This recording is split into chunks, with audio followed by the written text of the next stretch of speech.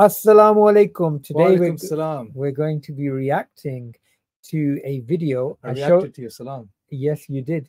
And Darwinist hides the open question. So I showed you the clip beforehand. Yes. And I can see it got you, you know, straight after you saw it, you said, I'm going to go get some water. And okay, so we're ready for this. So what we're going to be doing, guys, is we're going to be reacting to a video, a part of a seminar.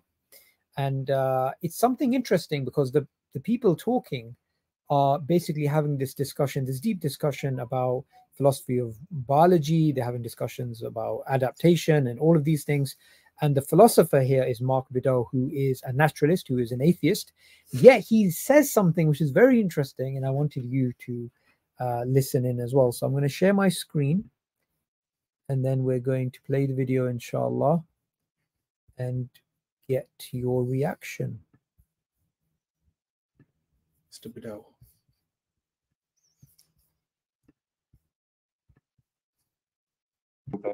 And it was just like, you know, I got really excited about the thought, but let's see what happens. I'm so excited. I think there's, you know, one thing that strikes me from, I think one take-home lesson that has been valuable for me from my little, my efforts in this area, and it's that a lot of things that people think are non-starters, they're wrong about. Like the hypercreativity. I think most biologists, most philosophers of biologists don't realize that that's an open question. They assume that, as I said, they assume high school biology, oh yeah, Darwin explained this, didn't he? Well, if you read the Origin of the Species, the last paragraph, in fact, the last sentence, the last two sentences, he clearly did think he knew what the answer was, but he was wrong. And I think that okay, so before we play the rest of the clip, what is he referring to here? He's referring to hypercreativity, the diversification of life, the novel body systems that you see, adaptation that you see. All of this complexity is for him an open question. It hasn't been resolved. Where does this hypercreativity come from? Darwin, he believes, did not answer that central question. So in layman's terms, basically what you're saying is, how do you go from like a single-celled organism to this immense array of different life forms and species, and with different types of invisibility cloak, like and like the invisibility cloak the octopus has, which I think I showed you the video. You know, all of this adaptation that we see, and this incredible amount of plasticity in creatures, the ability to adapt to the environment, and if we look at one adaptation itself, it could be mind-boggling just about, you know, how this is achieved. So that's the question being asked there, the hyper creativity of the evolutionary process. And what you're saying is Darwinists assume Darwin answered the question, but he didn't. No. And what this also highlights is that most Darwinists don't seem to read Darwin themselves, or they don't, or they just have a perception that things have been answered. It's almost like you know, sometimes people have perceptions of things and it becomes their reality. As an example, I was talking to this atheist and I gave him the design argument. He said, oh yeah, that's been debunked. And I was like, how? And he didn't know how. He's just like, in his head, he believed, yeah, it's been debunked. So in the same way, you know, hyper creativity, and how do we get these marvelous adaptive features and creatures? Oh, Darwin answered it. It's been answered. What are you talking about? And it's just assumed. So he's pointing out, no, actually, that's not the case. He's an atheist, right? Yeah, he's an atheist. He's a naturalist. I remember vividly when I was talking with a biologist who happened to be based in Oklahoma about this, when I was first having this idea, and she vehemently rejected that there was an open question. And I think the reason was simply that she was in Oklahoma and there are lots of creationists there, and she did not want to give anyone the idea that biology didn't have the answers. Didn't want to let anyone think that, because creationists would love it. And I think that was just not the right response. She should admit that we didn't know that answer and then go find a good answer to give the creationists. Yeah, I absolutely agree with that. So what do you think of that? Like when you hear a atheist philosopher who hasn't got a, you know, he hasn't got a biased perspective, if you like, right? He's being honest. His friend did a fast one, innit? Pull the wool over the creationist head in a way. So you know, when you are ideological, when you have, say, okay, so say somebody has a fear of, you know, that somebody is making up stories about being abducted by aliens, right? And they're like, oh, last night, and they're sitting on a park bench with a tinfoil hat and sitting there and talking about, you know, how all there's fumes in the air and I've got a chip in my brain, yeah? And they're just talking about being abducted by UFOs.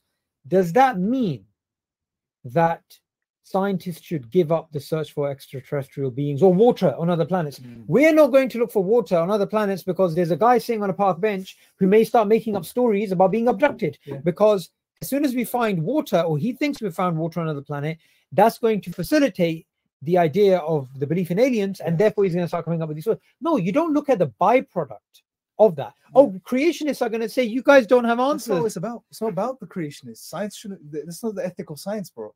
It doesn't matter what people are saying or excited people will get about a certain proposition or idea. Just do the science and be honest with the science. Otherwise, how is science going to progress? And it seems like, at least from his story, that there are Darwinists out there who think in a very dogmatic way about Darwinism. That's what it seems like. And you know, this is something I read recently from again somebody who's a naturalist, you know, a philosopher of science or historian of science, and they're saying the same thing. You know, the fear of creationists stops people, gets people to act in a certain way within the community. You don't need to do that.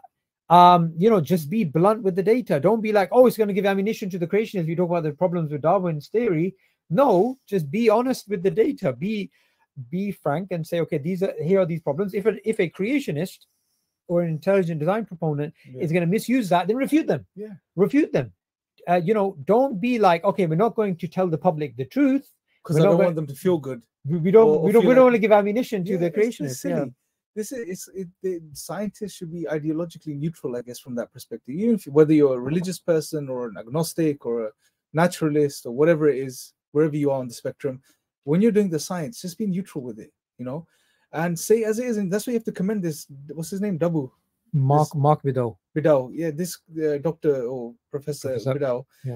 You got to commend him for this. You know, he's calling out his colleague for acting in a very non-scientific way, or you know, even a non-human way when it comes to this stuff. He is the sort of person that we should highlight as a high standard that we expect from philosophers, from scientists, and academics, which is, I'm going to tell the public an unsavory truth, even though it may have these consequences.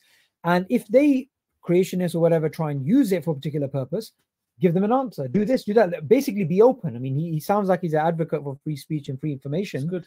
And he doesn't want this sort of this veneer of, oh yeah, we worked it out. Darwin worked out everything. Although that is, and he gives one example, but that's happening all over the place, especially when it comes to evolution and Darwinism or the theory of Darwin, right? That is so prevalent, isn't it? The way it filters down from the academic realms all the way to the popular sphere. There's a lot of that going on. Like, yeah, we figured it out. We know it all. This is the way it happened.